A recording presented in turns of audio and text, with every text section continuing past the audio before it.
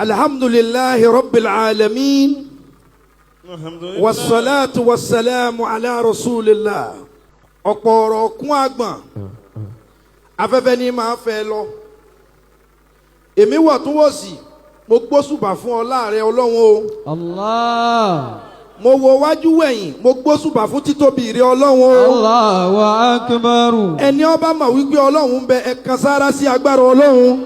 Allahu akbar. Ìkẹ́ àtọ́lọ́ Ọlọ́run kó máa bá ànábì wa Muhammad. Sallallahu alayhi wa sallam. Kí Mùsùlùmí ó yòǹbó ànábì kárakára. Sallallahu alayhi wa sallam. Èèyàn ní já níbi ire Ọlọ́run ọlọ́bì kankan. Gbogbo ohun tó lè wù kí ẹ̀dá ó máa náwó mú pátá. Ọlọ́run ọba nìkan lọ́ba aláṣẹ pé o. Bó tilẹ̀ wù ká sáré tó. Bó tilẹ̀ wù ká rìnrìn àjò tó.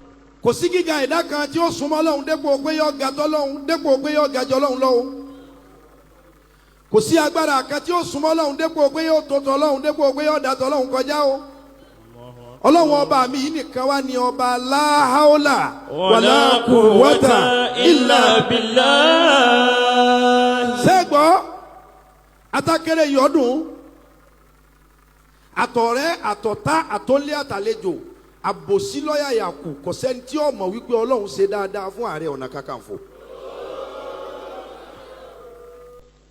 Despite wípé Fáráwò àtọlọ́hun àwọ̀ wà láàrin wọn torí wípé Fáráwò ò sí ẹ̀tọ́ tọ́lọ́hun ní ó ṣe nígbà tọ́lọ́hun ó tún á sọ̀rọ̀ Fáráwò nínú Al-Qur'ani ó tún wá ní wa Fir'auna zil awtad. Fìràwọ̀nà yìí o lóòótọ́ kò ṣe èmi ọ̀ àti ẹ̀ a ní àwọ̀ ṣùgbọ́n wà Fir'aun zil awtad. Fìràwọ̀nà èèyàn ńlá ni ọba tó dáa kọ̀ọ̀kan máa náà ìsí agbára ẹ̀ despite pé kò fi sin Ọlọ́run. Mélòó wà ní tàwọn èèyàn torí ipa aníjà torí ipa aníbínú torí pé a ní àìgbọ́ra ẹni yé ẹni ọjẹ́ nǹkan pé kò jẹ́ nǹkan kan o àbòsí ni kò sẹ́ni tọ́lọ́run dá tí ò jẹ́ nǹkan kan. Ẹni ó nígbàgbọ́ nínú Ọlọ́run jù òun lẹni tí ń bá ń ṣàfihàn oore tọ́lọ́run ṣe fẹ́ lómi kódà kẹ́ni ni ọjọ́ ta ẹ̀. Níbi tí ẹ̀sìn ọ̀pọ̀lọpọ̀ ó ti bàjẹ́ nìyẹn àìgbọ́ra ẹni yé ni ó fi mọ̀ pé kí lọ́lọ́run ṣe fún ó sì mọ̀ pé Ọlọ́run ṣe nǹkan.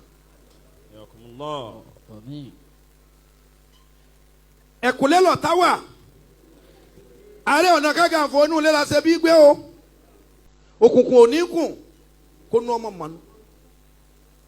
Ibi tẹ́ ẹ bá tún wò wípé jẹ́ ń tún ṣe báyìí jẹ́ ń tún ṣe báyìí jẹ́ ń tún ṣe báyìí jẹ́ ń tún yìí ṣe jẹ́ ń ṣe léyìí kun ọbẹ̀ kì í mú ìníkun àgbà. Gbogbo ààrẹ in council ẹ ṣe o ẹni ọba rí ohun tó dáa tó dúró tì í ó túnra rẹ̀ ṣe ni o. Adìẹ tó sun sísàsùn sàárẹ̀ ara rẹ̀ ló bàjẹ́ o. Níbi wọ́n bá ti mọ̀ yín mọ̀ ẹ tún bẹ̀ ṣe. Ojú èèyàn ní máa pé ibi tá a bá dé yìí èmi ò tẹ̀lé wọn mọ́. Akin èèyàn ní ó pé ibi tá a bá dé yìí kódà bọ́ fẹ́ lo ẹ̀yìn bí ó kù ká tún ṣe. Mo kí gbogbo ọmọlúàbí tí ò ní fẹ́ kí tẹnìkan bàjẹ́ torí kí tòun ó lè dá. Ìwà láàfin ṣẹlẹ̀ ayé ẹ̀sìn láàfin sọ̀run ẹ̀dìmú. Ọ̀rọ̀ Ọlọ́run kò ní lọ láìṣẹ́ o. Wa kalimatillahi hiya al-ulya. Ọ̀rọ̀ Ọlọ́run náà máa bẹ lókè. Ọ̀rọ̀ náà dúró. Wa ma yazalu abdi yataqarrabu ilayya bin nawafili hatta uhibbahu. Ẹ̀yin tẹ́ jẹ́ Mùsùlùmí inú OBC àtẹ̀yin tẹ́ sìn wáwù tẹ́ fẹ́ kọ́ ẹ dákun ẹ gbọ́rọ̀ lẹ́nu mi ẹ kọ́ Islam. Islam ò encourage jàgídíjàgan ẹ gbọ́rọ̀ lẹ́nu mi ẹ kọ́ nípa Islam ẹ kọ́ nípa Al-Qur'an. Tí èèyàn kan bá ń ṣe jàgídíjàgan tó ní lóko Islam ní tílé bá bẹ́ẹ̀ lókun kìí ṣe tẹ̀sìn. Allah akbar. Ẹ̀yin tẹ́ ẹ fẹ́ kọ́ nípa Islam àtẹ̀yin tẹ́ ẹ jẹ́ Mùsùlùmí ní OPC tí ò tí ì wọra tán àtẹ̀yin tí ti wọra tán. Olúwa mi ní sọ fún yín lẹ́nu Ànábì Muhammad. Wa ma yazalu abdi. Wọ́n ní sọ ń fẹ́ ìyọ́nú Ọlọ́run. Àfà mi sọ ń fẹ́ ìyọ́nú Ọlọ́run tóun ò ní sunko. Wa ma yazalu abdi. Sọ ń fẹ́ ìyọ́nú Ọlọ́run tóun ò ní sunko. Sọ ń fẹ́ ìyọ́nú Ọlọ́run tóun ò ní já. Sọ ń fẹ́ ìyọ́nú Ọlọ́run tí wọn ò ní gbọ́wọ́lé. Wọ́n ní tọ́ ọ bá ń fẹ́ ìyọ́nú látọ̀dọ̀ Ọlọ́run tọ́lọ́run yọ́nú sí ọ tí gbogbo ohun tó dáná ọkàn máa fẹ́ ọ tí wọn ò ní lè sọ ìdí. yataqarrabu ilayya bin-nawafil. wọ́n ní ẹnikẹ́ni nínú yín tí ń bá yan náfìlà gẹ́gẹ́ bí mùsùlùmí ẹ máa yan náfìlà o tẹ́ ẹ bá kírun ọ̀rọ̀ yẹn tán ẹ yan náfìlà òru ẹ yan náfìlà anytime náfìlà ẹ̀yìn àwọn ọ̀run yẹn ẹ yan ìwọ tó bá ní agbára àìsùn yan náfìlà wọ́n ní ẹni ó bá yan náfìlà nínú yín kódà kó ṣe méjì. hatta uhibbahu. tó o sì yan láti fi rúmọ́ ọlọ́run súnmọ́ hatta uhibbahu tó o bẹ yan náfìlà dáadáa láti súnmọ́ ọlọ́run ní wàá máa fi náfìlà yẹn bá a débi pé máa yọ́nú sí ẹ máa fi náfìlà yẹn bá a débi pé máa fẹ́ràn. bí irun àti náfìlà ṣe tó wọ́n ní tẹ́ ẹ bá ferí kanlẹ̀ báyìí wọ́n ní gbogbo àìlera ìdààmú wàhálà ayé yín bẹ́ẹ̀ ti forí kanlẹ̀ ń lẹ ti yí ìdànù. ẹni tí inú rẹ̀ ò kúnná tó nínú yín mú lókùnkúndùn. odò ti gé kálukú mọ́bi tí ó gé e mọ́ sọ ẹ̀sìn rẹ nù. mùsùlùmí inú yín máa kírun yẹn dáadáa. gbọ̀ngàn ní ẹ̀dá àti gbogbo ńlá ká ètò jókòó ẹ̀yin ní ń fọ̀rọ̀ yìí kọ́ gbogbo ohun tọ́lá wọn bá ṣe yóò ṣe o. ìwà láfi sáyé ẹ̀sìn láfi sọ̀run ẹ lọ́ọ́ tún àárín ẹ̀yin àtọ́lọ́hún ṣe o. nínú káàárín ẹ̀yin àtàwọn òbí yín ọ̀dà àárín ẹ̀yin àtọ́lọ́hún yín ọ̀dà o. gbogbo bó tilẹ̀ wù kẹ́ jayé tó ẹ má tójú àwọn òbí yín mọ́lẹ̀ o ẹ má rìn àwọn òbí yín fín wala taqul lahuma uffin. gbogbo àjẹsára yín bẹ́ẹ̀ bá rí àwọn òbí yín fín Ọlọ́run sọ yín kalẹ̀. wala tanharuma. mo rọ̀ yín ẹ̀yin tẹ́ ẹjọ́bìnrin yẹn ní tẹríba fọ́kọ iron lady jẹ́ bẹ́ẹ̀ níta dákun má iron lọ́dọ̀ ọkọ ẹ̀ torí wípé ọkùnrin tẹ́ ẹ rí yẹn ẹni ọ̀wọ̀ ni wọ́n ar-rijalu qawwamuna 'ala an-nisa ọ̀dọ́wọ́ yín gbogbo fulugege obìnrin tó wá respect ọkọ rẹ kò ní dùn mọ́ Ọlọ́run nínú ọ̀pọ̀lọpọ̀ ń gbàwẹ̀ ń ṣeun tó dáa kò dẹ̀ ṣe dáadáa sọ́kọ ó ti ń fọwọ́ ara rẹ bà gbogbo ohun tó ṣe yẹn jẹ́ gbogbo ẹni tí ó bá jọ lórí yóò ní sùúrù àdìsí ànábì Muhammad sallallahu alayhi wa sallam. ó ní Ọlọ́run kọ̀ fún yín nǹkan mẹ́ta ẹ gbọ́dọ̀ máa ṣe Ọlọ́run kọ̀ fún yín Ọlọ́run wọ́gi lé Ọlọ́run ọ̀rọ̀ǹgì ẹ̀ báyìí pé nǹkan mẹ́ta yìí ẹ yà fún bẹ́ẹ̀ bá fẹ́ gbádùn ayé nǹkan mẹ́ta yìí ẹ yà fún tẹ́ ẹ bá fẹ́ gbádùn ìlú nǹkan mẹ́ta yìí tẹ́ ẹ bá fẹ́ darí àwọn èèyàn gẹ́gẹ́ bí olórí ẹ yà fún. qila wa qala. qila wa qala gbogbo ẹni ọba leadership olórí qila wa qala èèyàn gbọ́dọ̀ máa ṣọ́ra fún wọn ni wọ́n pé gbogbo ẹni tó bá ti ní bìlífù nu pé wọ́n gbọ́rọ̀ kan wá ọ̀rọ̀ tó wá gbédè yẹn o dẹ̀ ti gbà á o dẹ̀ ti fi ń react o ti fi ń sọ̀rọ̀ o ti fi ń yan dì èèyàn bá ohun tó ṣe fún rẹ̀ jẹ́ o. qila wa qala. mo rọ gbogbo yín bẹ́ẹ̀ nìkan bá gbọ́rọ̀ kan dé jókòó lágbájá o máa bọ̀ ọ̀rọ̀ tó sọ lójú ẹ̀. wa ida'ata liman. ọ̀dọ̀wọ̀ ẹ má tẹ́nìkan bá gbé ọ̀rọ̀ kan dé ẹ kọ́kọ́ so lè sọ lójú ẹ̀. sẹ́rí ọ̀rọ̀ tí máa ti di èmi kàn ní kí n gé fún yín ni ṣe mọ̀ pé tí n bá sọ lójú ẹ̀ nísìn mi ò ní rí mi gbọ́ mọ́ gbọ́ mi fèyí sàgbọ́ mọ́ ìyá yẹn gbọ́ ẹ̀. torí wípé lára àwọn èèyàn ńlá àwọn kan wà bí ẹmọ́ ni wọ́n bí àfè wọ́n máa fẹnu túlẹ̀ tẹ́ bá ti jẹ́ káwọn tí ń fẹnu túlẹ̀ ọ̀rá yìí lára yín ẹ̀ ní problem gbogbo ẹ̀ tí ọba lead wọ́n ní wọ́n pé wàá yà fún. wa ida'ata liman. wa ida'ata liman gbogbo ẹni tó bá síwájú láyé ààrẹ ẹni ó bá síwájú ò gbọ́dọ̀ máa waste owó. wa ida'ata liman. èèyàn gbọ́dọ̀ máa sowó báṣubàṣu ohun tí ọba ní ohun tẹ́ ẹ̀ bá tì nílò ẹ̀ máa rà.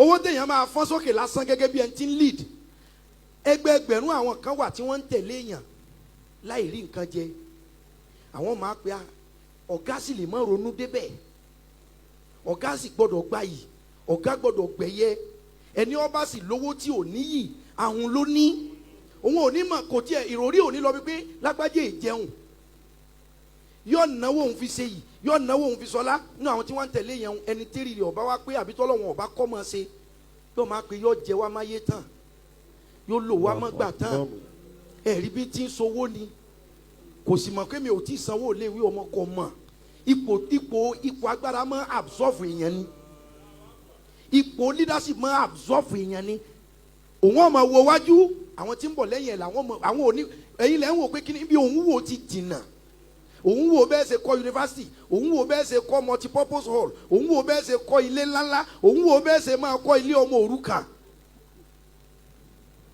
lábẹ́ bó ti wá lè kórí ẹni ó ní tó jẹ́ aṣíwájú yìí ó ti dàtúpa ó àtùpà ò sì ní rí di ara ẹ̀.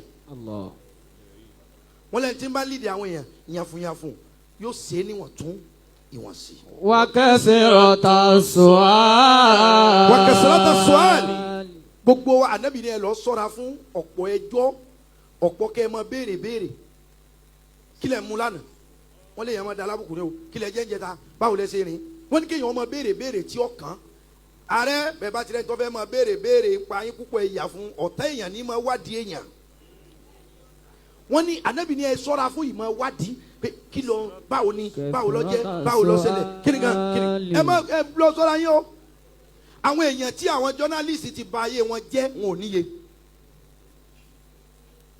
tí nǹkan báyìí bá ṣẹlẹ̀ báwo lẹ́rù pé a lè ṣe òun ò ní mọ̀ pé ẹ̀tàn ni lọ́ọ́ máa pé bẹ́ẹ̀ ṣe ń rí mi yìí kò sí ara tí mi ò lè dá kò sí nǹkan tí mi ò lè ṣe mo lè fò máa dẹyẹ wàhálà ń bọ̀ ni. wa kasrata su'al wa kasrata su'al. nìṣó ẹ̀yin ní bọ̀rọ̀ yìí kọ́ o.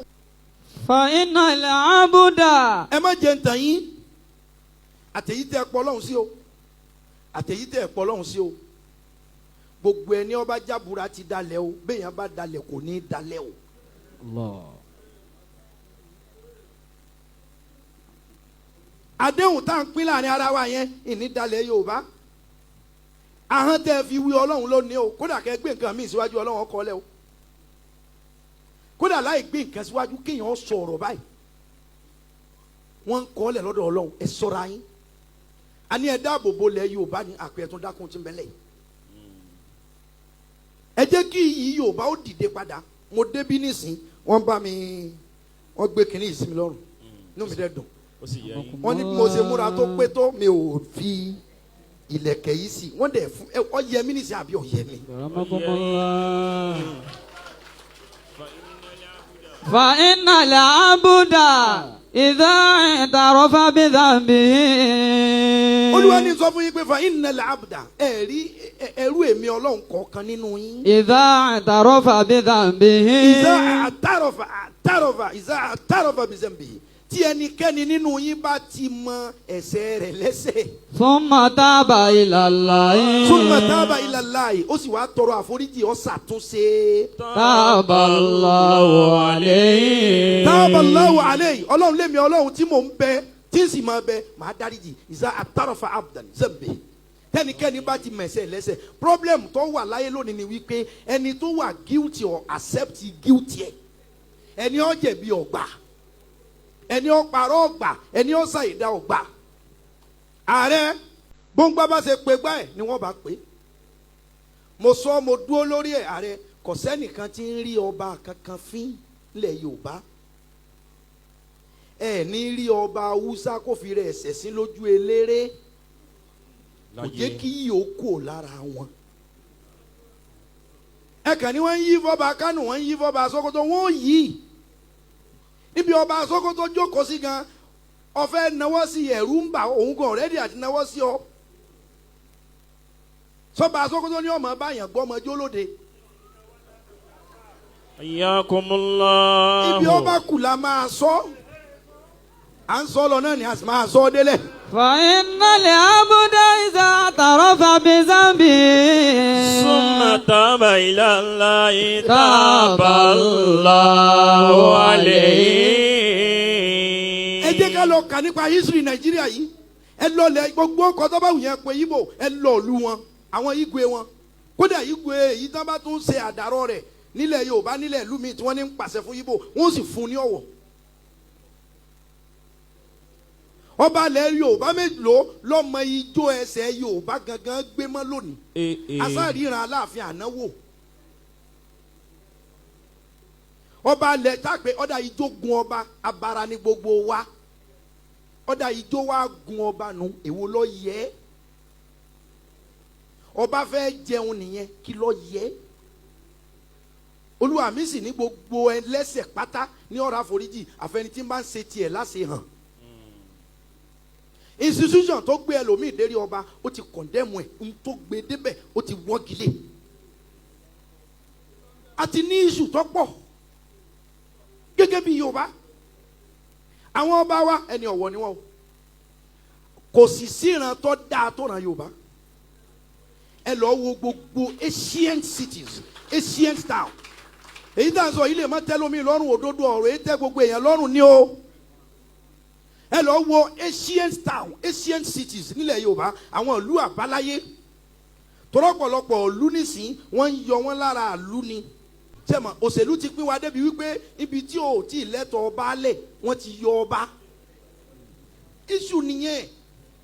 Ọba tó ń tí àwọn ọ̀rẹ́ rẹ̀ mọ àrà táwọn jọ ń dá báwọn sọ ń jọ ń gbé obìnrin kan náà jọ bá sùn. Èsì wá retí kí wọ́n á débẹ̀ kọ́ ọmọ yíra. Àwọn nǹkan tí ń ṣẹlẹ̀ nìyẹn. Gbogbo àwọn ìlú àbáláyé ààrẹ ẹ mọ̀ rí ọjà ọba báyìí, ẹ mọ̀ rí mọ́sálásí ọba, ẹ mọ̀ rí ṣọ́ọ̀ṣì. Àwọn ọba gbà ààyè ilẹ̀ Yorùbá nìkan ló ṣerú ẹ̀.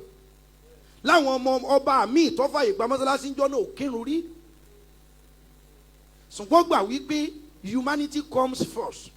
Everybody is welcome. Everybody have their right. Sọ́rí tí wọ́n bá ti gba ìsìn tiẹ̀ débi pẹ́ lómi ọ̀ lẹ́tọ̀ọ́ right yẹ ẹ̀ dá problem lẹ̀. Allah. Olúwa mi ní ẹnikẹ́ni nínú yín tó bá ṣàkíyèsí pé òun ti gbé gbági. Thumma taba ila Allahi. Ó wá túnra ẹ̀ ṣe pé mistake lélẹ́yìí o ok ìmọ̀ mi ò tí ì tó báyìí ń gbà yẹn ni o níbi tí mo mọ̀ dé ni mo sọ ń gbà yẹn o ó wá túnra rẹ̀ ṣe. Taballahu alayhi. Taballahu alayhi. Èmi Ọlọ́run náà ó tún ṣe. Ẹ jẹ́ ká identify differences wa ká dẹ̀ amend ara wa.